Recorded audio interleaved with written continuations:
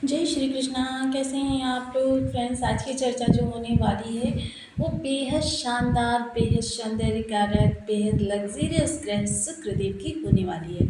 शुक्रदेव बेहद महत्वपूर्ण प्लेनेट है जो जीवन में आराम, लग्जरियस लाइफ, शौक और जीवन में तरक्की के अवसर सभी कुछ प्रदान करते हैं। शुक्र एकमात्र ऐसे ग्रह हैं जो आपको बैठे बिठाए इनकम के सोर्स या फिर जो भी कार्य आप कर रहे हैं उस कार्य में वृद्धि पर वृद्धि, वो भी धन भोग के साथ। क्योंकि क्या होता है, देखिए, धन देने की क्षमता 9 ग्रह में से प्रत्येक ग्रह के पास है, किंतु शुक्र का जो धन होता है वो शुक्र भोग करने की भी प्रवृत्ति देते हैं।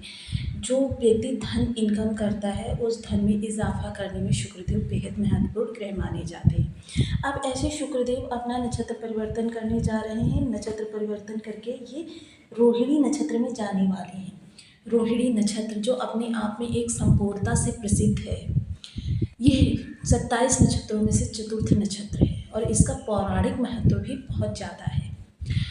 रोहिणी नक्षत्र जिसके कि स्वामी जो होते हैं वो शुक्रदेव होते हैं, देवता जो होते हैं वो चंद्रमा होते हैं, यानी कि शुक्र का स्वयं के साथ संबंध इनको और ज़्यादा बल प्रदान करेगा।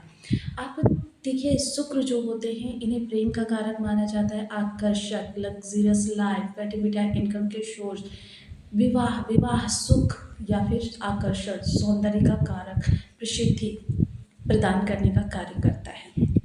अब ऐसे शुक्रदेव जब रोहिणी नक्षत्र में जाएंगे तो आपके लिए किस तरीके से प्रभाव लेकर आएंगे, थोड़ा सा लॉजिकली इन चीज़ों को समझते हैं। इस दौरान आपका संगीत के प्रति भी रुझान रहेगा, आपका रचनात्मक चीज़ों में भी मन लगेगा। फूड इंडस्ट्री या होटल मैनेजमेंट या सौंदर्य जैसी चीज़ों से जुड़े हुए, फैशन इंडस्ट्री से जुड़े हुए हैं, फिल्म उद्योग से जुड़े हुए हैं, टीवी जगत से जुड़े हुए हैं, मॉडलिंग करते हैं या आप रेडीमेड गारमेंट्स करते हैं, सौंदर्य से जुड़ी हुई जितनी भी चीज़ें हैं उन चीज़ों से जुड़े हुए हैं, तो फिर आपके लिए यह समय काल अद्वितीय रहने वाला है। वहीं भाव के अनुसार भी सभी को ये प्रभाव देता हुआ दिखाई देगा। किन किन लोगों को इनके प्रभाव मिलेंगे, सवाल ये भी उठता है। तो सवाल उठने के लिए देखिए, जिन लोगों की किसी भी प्रकार से महादशा, अंतरदशा, सूक्ष्म दशा, प्रत्यंतर दशा, प्राण दशा, योगिनी दशा, हालांकि योगिनी दशा का समय जो होता है थोड़ा सा कम होता है, लेकिन फिर भी उस समय काल में आपको इनके प्रभाव शानदार रूप से प्राप्त होते हुए दिखाई देंगे। एक शर्त और होती है ग्रह की प्रभाव देने के लिए कि आपके बर्थ चार्ट में बहुत उच्च नहीं तो फिर कम से कम सामान्य अवस्था तो इनकी होनी ही चाहिए, यानी कि किसी भी प्रकार ये अन्य ग्रह से दृष्ट ना हो रहे हों, शत्रु ग्रह से दृष्ट ना हो रहे हों, या फिर ये किसी भी विषम स्थिति में ना हो, जैसे कि अस्त ना हो, मृत ना हो, या फिर डिग्री वाइज कमज़ोर ना हो, तो फिर आपको इनके बहुत ज़्यादा अच्छे प्रभाव प्राप्त होते हैं। अब यहाँ चर्चा करते हैं रोहिणी नक्षत्र की। रोहिणी नक्षत्र को लॉजिकली समझना बहुत जरूरी हो जाता है।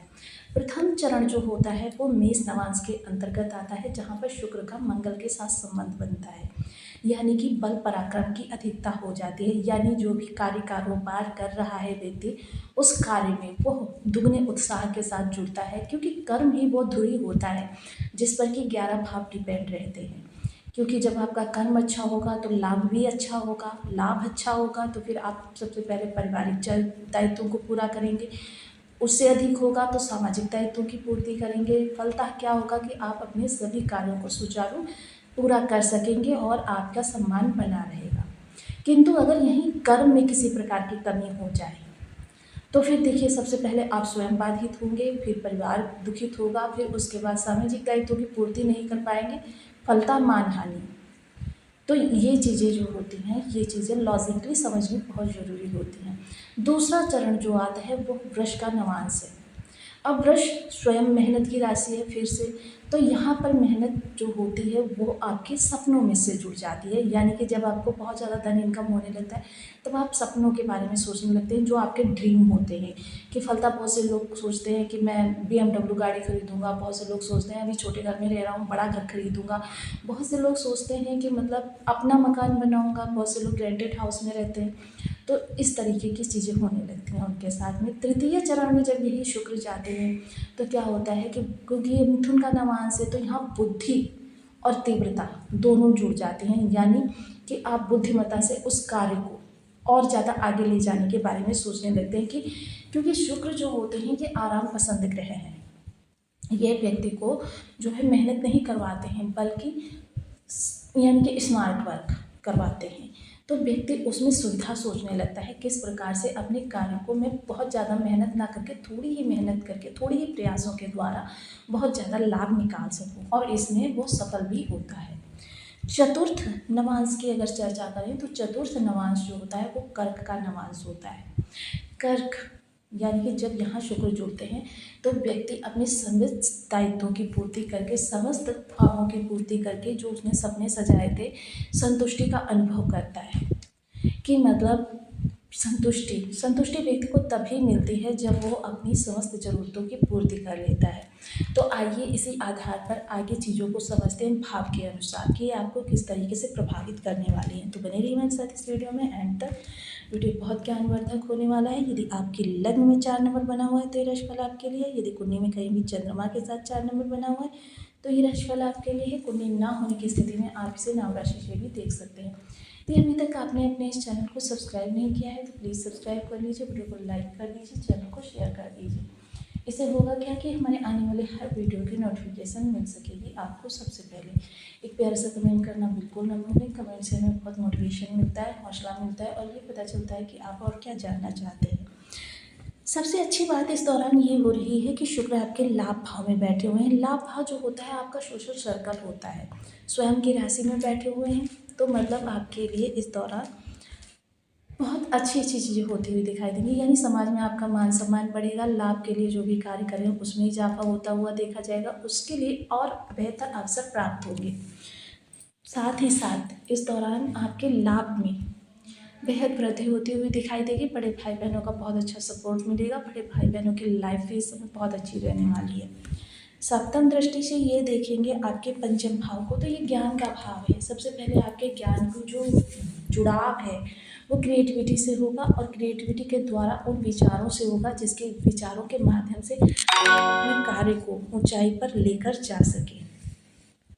तो ये बहुत ही अच्छा समय काल आपके लिए रहने वाला है। संतान काफ़ी परेशान निश्चित रहने वाली। संतान के जीवन में फाइनेंशियल, प्रोफेशनल किसी भी प्रकार की समस्या बनी हुई थी वो दूर होती हुई दिखाई देगी। स्टूडेंट्स वर्ग के लिए थोड़ा समय निगेटिव रहने वाला है, क्योंकि इस दौरान उनको चारों तरफ की चीज़ें लुभाती हुई नजर आएगी।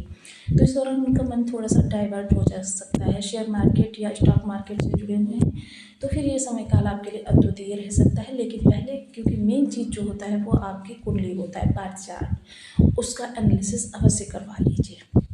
तो ये समय काल आपने देखा आपके लिए बहुत अद्वितीय रहने वाला है। सुख में विशेष वृद्धि होती हुई देखी जाएगी। माता का साथ सहयोग मिलेगा, तो ये समय काल आपके लिए अद्वितीय रहेगा। अब जो भी लोग देखिए शुक्र जिनके चार्ट में किसी भी नेगेटिव अवस्था में बैठे हुए हैं उनके लिए विशेष उपाय। सबसे पहले ओम सुन शुक्राय नमः, इस बीज मंत्र का आप 1 माला, 2 माला, 5 माला, 7 माला, 11 माला का जप नियमित अपनी शुद्धानुसार करना प्रारंभ करें। महिला वर्ग का सदैव सम्मान करें, यह शुक्र की शर्त होती है, क्योंकि शुक्र को माता लक्ष्मी से जोड़कर देखा जाता है और शुक्र स्वयं फीमेल है। तो इसलिए देखिए शुक्र के प्रभाव प्राप्त करने के लिए महिला वर्ग का सदैव सम्मान करें, कभी भी अपमानित ना करें, आहत ना करें। स्वयं जितना ज़्यादा स्वच्छ रहेंगे, जितने ज़्यादा स्वच्छ माहौल में रहेंगे, शुक्र उतने ज़्यादा शानदार प्रभाव आपको प्रदान करेंगे। सुगंधित चीज़ों का सदैव अपने ऊपर प्रयोग करके रखें, ये आपके शुक्र को बेहद प्रदान करेगा। तो आपको वीडियो कैसी लगी मुझे कमेंट बॉक्स में जरूर बताएं। चैनल पर न्यू है तो प्लीज़ वीडियो को लाइक, शेयर, चैनल को सब्सक्राइब करना बिल्कुल ना भूलें। मिलती हूँ नेक्स्ट वीडियो में, तब तक के लिए नमस्कार। अपना ध्यान रखें, स्वस्थ रहें, मस्त रहें।